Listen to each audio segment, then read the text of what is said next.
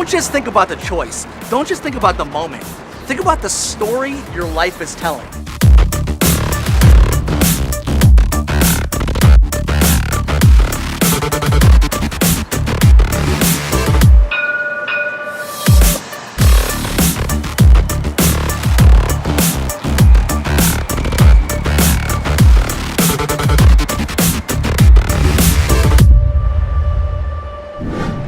Dude, bus stations trip me out because like everybody's going somewhere, everybody's doing something, everybody's making decisions about their day, about their destination, about where they're going, what they're doing with their lives. Every small decision we make is a part of our life, is a part of this story of our life. Today we're going to talk about what story we want our lives to tell. And I want to be able to tell the story of my life without skipping any of the details, without skipping any of the chapters. I want my story to be a story that I'm proud of, a story that I can share, and a story that I can tell for a long time. And oftentimes we're making these decisions of where to go, what to do, the daily decisions of life. We forget that all those decisions, they make up our story. They make up our lives. And we can lose sight of the big picture because of time. I get it. It's hard sometimes. You gotta make a decision right now. Maybe it's fear. Maybe you're faced with decisions you've never made before, or you were never able to really get the right advice for. Maybe there's peer pressure. Maybe people put pressure on you to do stuff you don't feel like doing. Maybe it's stress. Whatever it is, today we're gonna talk about the story we want our lives to tell.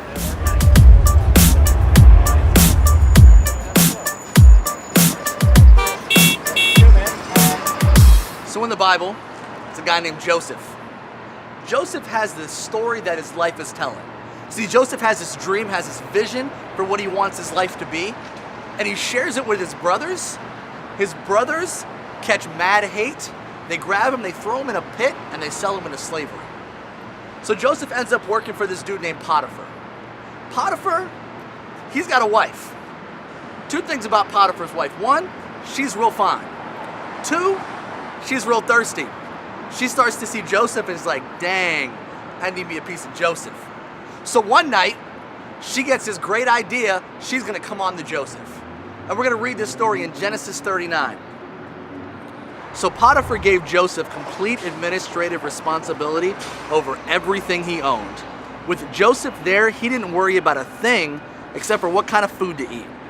You see, Joseph was making choices every day, and it benefited those around him. Joseph was a very handsome and well-built young man, and Potiphar's wife soon began to look at him lustfully. "Come and sleep with me," she demanded. But Joseph refused. "Look," he told her, "my master trusts me with everything in his entire household." What a crazy decision Joseph has to make in this moment. He has to decide in the heat of the moment, is he going to give in to that temptation that he knows isn't right? Or is he going to live for the story of his life? He has to decide, do I want to tell this part of my story or do I want to skip this chapter? And so how this plays out from a man Joseph is he says, "No, girl, I'm not doing it." Potiphar's wife, she lies about Joseph. She claims that Joseph raped her when Joseph didn't even touch her. So Joseph gets thrown in prison, so now he's stuck, and he's thinking, wait a second, I did the right thing here, and I'm not reaping the benefits of it.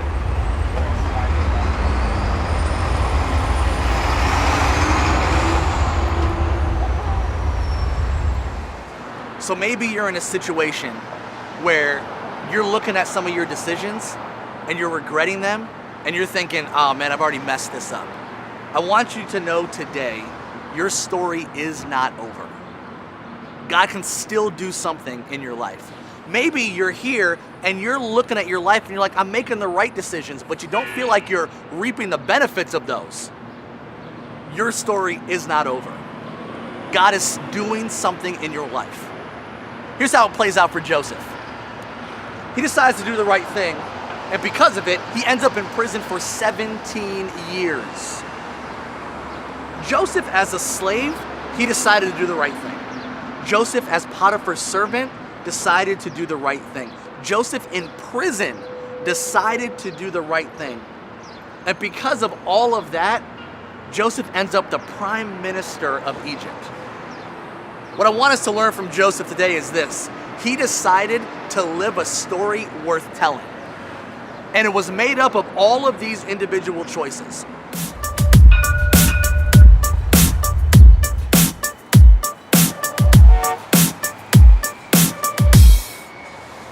So as we think about our choices, as we think about our decisions, don't just think about the choice. Don't just think about the moment.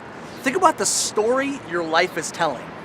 And ask yourself this question: which available option do you want as a part of the story of your life?